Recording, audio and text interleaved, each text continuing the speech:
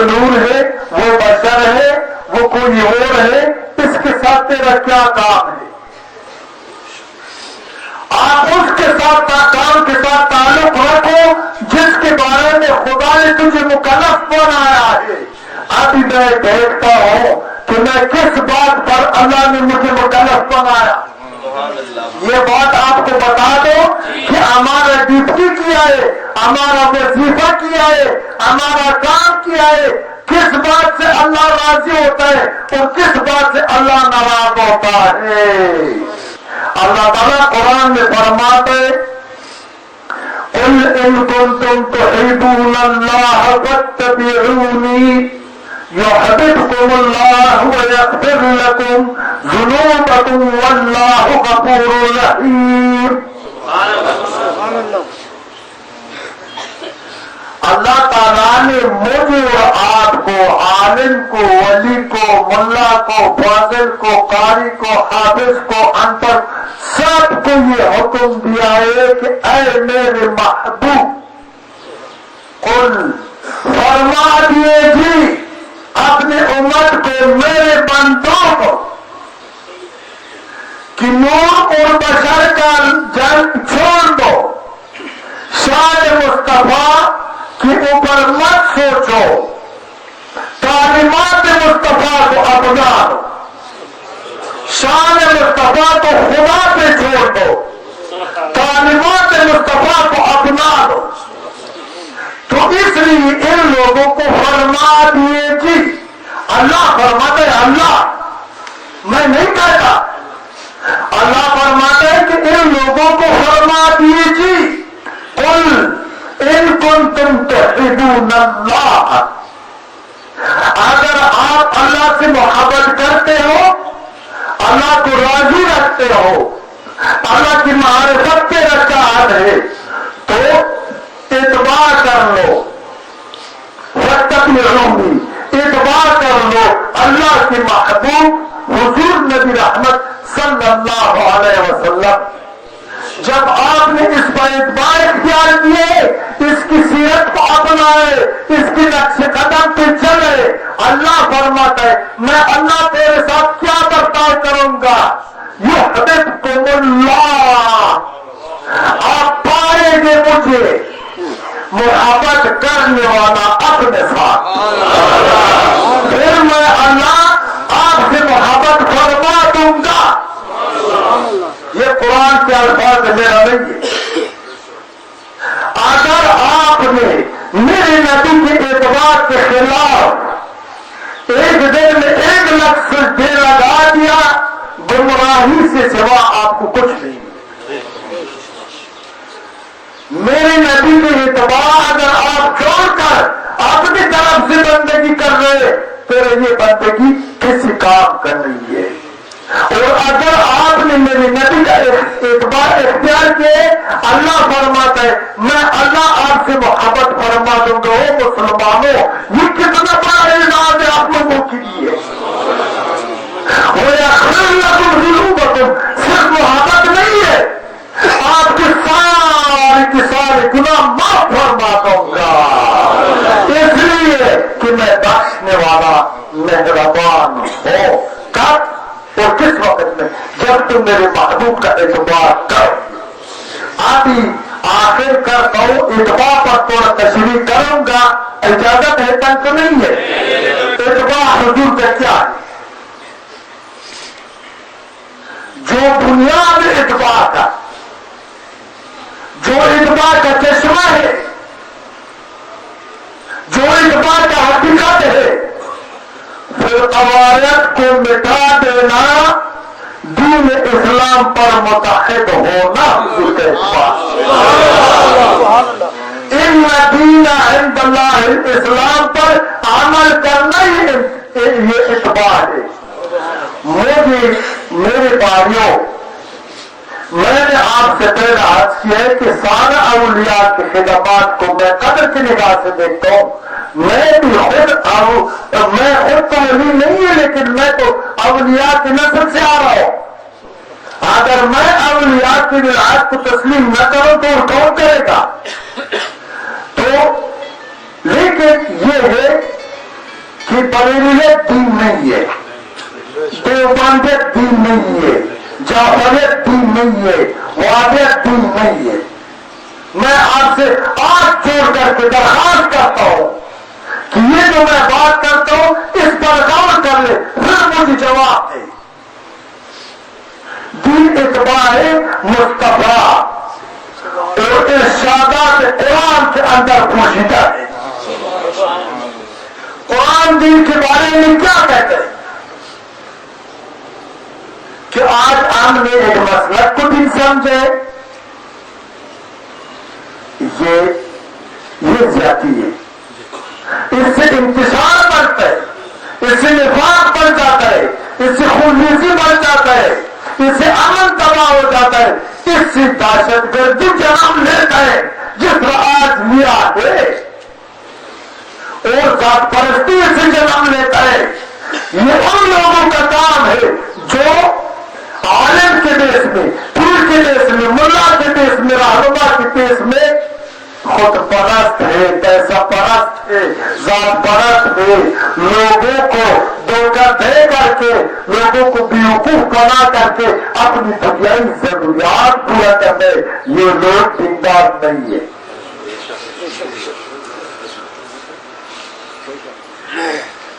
دیندار وہی ہے جو اس بات کو اپنے اوپر لاگو کرنے، اس بات پر عمل کرنے، وَاعْتَصِمُوا بِحَبْلِ اللَّهِ جَمِيعًا وَلَا تَفَرَّقُوا،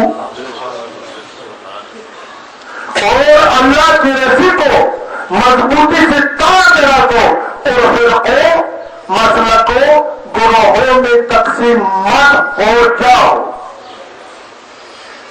یہ بات کون کرتا ہے؟ یہ کلام کس کا ہے؟ مجھے بتاؤ۔ اللہ سچ ہے نا؟ اللہ حق ہے نا؟ تو پھر ہم نے اللہ تعالیٰ کے حکم کو کیوں نظر انداز کیا ہے کہ ہم نے اللہ کی رسی کو چھوڑ دیا، پکڑا نہیں ہے؟ اور آپ مجھ سے پوچھے کہ اللہ کا رسی کیا ہے؟ اللہ کا رسی ہے ان دین عند اللہ الاسلام، یہ دین اسلام اللہ کی رسی ہے، اس کے اندر سب شامل ہو جاؤ، داخل ہو جاؤ، اس پر متفق ہو جاؤ۔ پانچ بنائے اسلام میں جو آخری رکن ہے حج کا، جس کو اللہ تعالیٰ نے کیوں فرض کیا ہے؟ ابھی جب دیوبندی جاتا ہے، بریلوی جاتا ہے، شیعہ جاتا ہے، اہل حدیث جاتا ہے، ادھر کیسے طواف کرتا ہے؟ ایک لباس میں کرتا ہے یا نہیں ہے؟ ایک احرام میں جاتا ہے یا نہیں ہے؟ ہاں، ایک جیسے ہوتا ہے نا، سر ننگا پاؤ ننگا، اور ایک احرام باندھا ہے نا، کپڑے باندھتے ہیں، کسی کے کپڑے کالا اور سفید اور دوسرا ہوتا ہے یا نہیں ہے؟ ہاں، ایک شخص میں کرا ہوا معمول و آیات، نہ کوئی بند رہا نہ بند نواز، ادھر امجاد ہے، کعبۃ اللہ کے اندر دین اسلام پر متحد ہو جاتا ہے۔ جو ہی کعبے سے باہر نکل گئے وہ حج ہمارا ضائع تباہ اور برباد ہو جاتا ہے۔ لیکن ایک چیز فائدہ ہوتا ہے کہ لوگ ہمیں حاجی صاحب تو کہتے ہیں، یہ فائدہ ضرور ہو جاتا ہے کہ لوگ ہمیں حاجی صاحب کہتے ہیں۔ یہ کون سی حج ہے جو آپ نے کر دیا؟ اس حج کرنے کا مقصد یہ ہے کہ وَاعْتَصِمُوا بِحَبْلِ اللَّهِ کو اپنی قول اور دل سے ثابت کر دو، ہمارے اس کا ثبوت پیش کر دو۔ دوستو تن تو نہیں ہے کہ وَاعْتَصِمُوا بِحَبْلِ اللَّهِ جَمِيعًا وَلَا تَفَرَّقُوا کا تصویر اور نمونہ بن جاؤ، پھر تو حضور کا متی بھی ہے، حضور کا عاشق بھی ہے، حضور کا شہلا بھی ہے، اور خدا بھی تجھ سے راضی ہے، مصطفیٰ بھی تجھ سے راضی ہے، نجات تیرا مقدر ہے، میں تجھے مبارک دیتا ہوں۔ اگر کعبہ رب سے، کعبۃ اللہ سے حج کر کے واپس آئے تو بریلوی بن گئی، مصطفی نہیں بنا،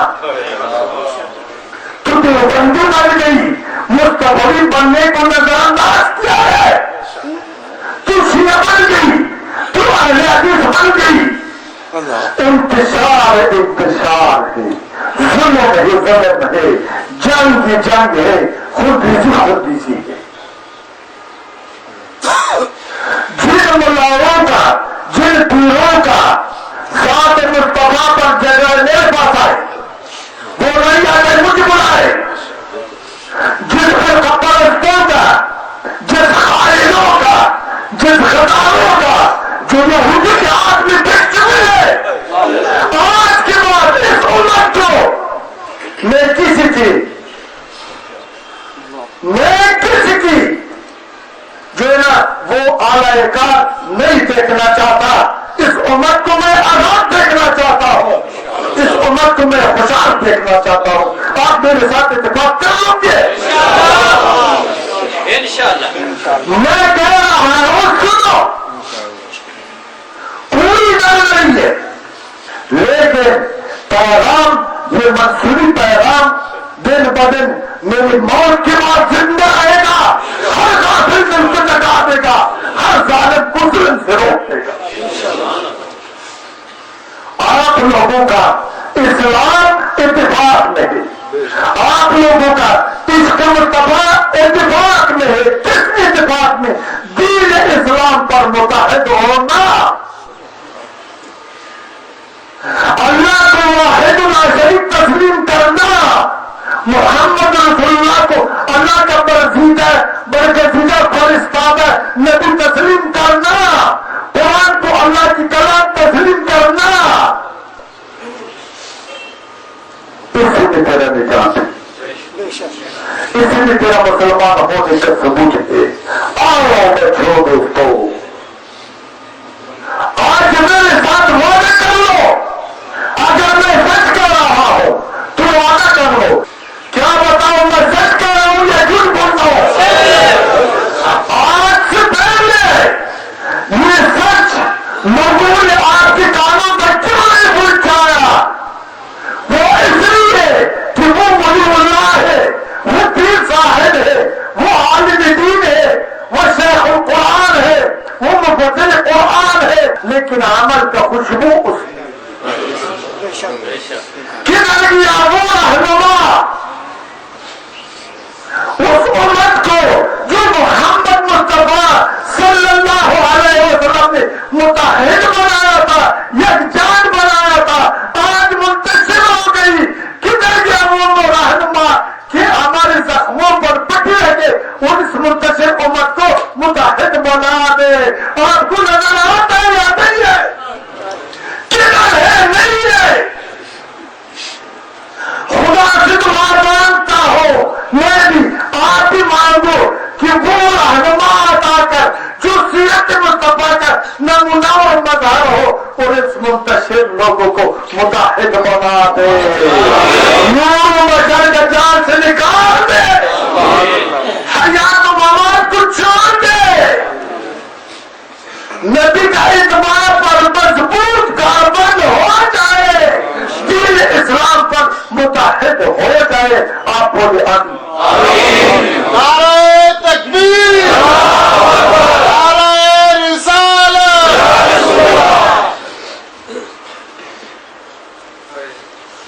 رحمت تو خدا نے عطا فرمایا ہے, لیکن گلاس میں پانی میرے پاس پڑے, میں پیاسا بھی ہوں, مر رہا ہوں پیاس سے, لیکن آگ نہیں کرتا, پانی نہیں پیتا, پھر میں خدا کو مقصر بنا دوں یا مخلوق کو مقصر بنا دو کہ ہائے ہائے میرا موت تو پانی نہ پینے کی وجہ سے ہو گئی, یا میں خود مقصر ہوں. بتاؤ کون مقصر ہے؟ میں مقصر ہوں کہ میں نے رحمت کو رحمت.